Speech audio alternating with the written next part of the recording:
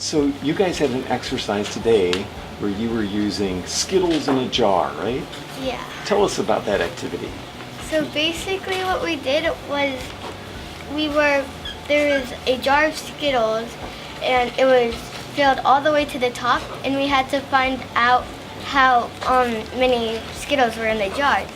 So first we needed to know how many Skittles were in a packet and how many packets were in the whole jar. So the guy poured the Skittle packets in the jar, and we had to estimate a reasonable thing that was too high or too low.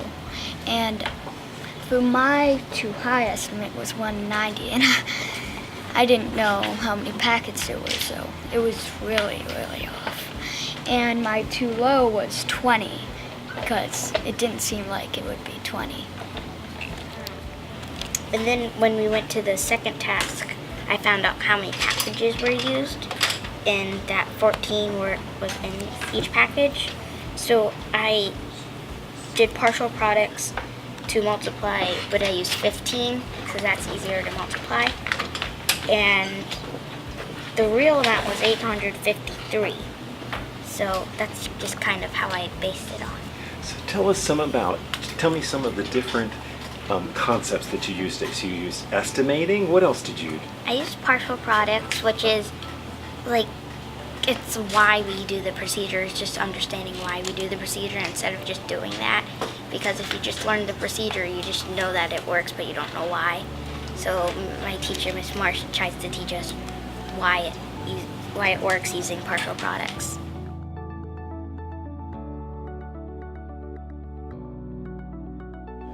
So tell me about this right here. What were you doing here? Basically what you do is it's like what I did was 10, so I did 15 times 58. So basically what I'll do is I'll do 10 times 50 equals 500, 10 times 8 equals 80, 5 times 50 equals 250, and 5 times 8 equals 40, and then I add them all up. And so why use something like 10 and 5, so 15, as opposed to 13? Because there's like about 14 in each packet, but like that's kind of hard to multiply, so I did 15 because I thought it was easier to multiply. How do you like approaching math in this way? Is this more fun than ways that you've used in the past?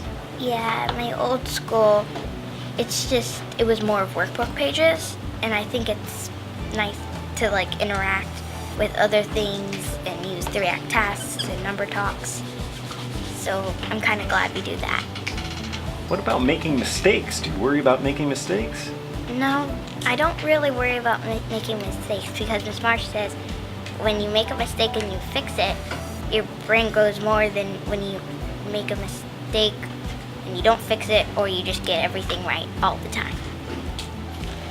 So one thing that I noticed today, both with this exercise and other activities that you guys did with math, is that you do a lot of work together. Tell me about that.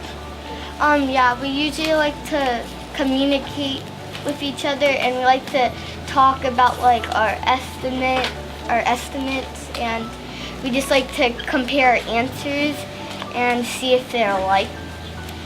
And we just think it's more fun to work with other people than just ourselves. Does that help you learn things in a different way? Do you learn things from your classmates? Yes, because sometimes when we're doing a certain problem, like they'll have like a different strategy than me, and like I can learn that I can use that strategy for that kind of like equation too. And also sometimes like if I make a mistake and the other person's right, it helps me learn from my mistakes. Is this a fun way to do math? Yeah, I really like this kind of math. Good luck. Thanks for letting us come to your class today. You're welcome.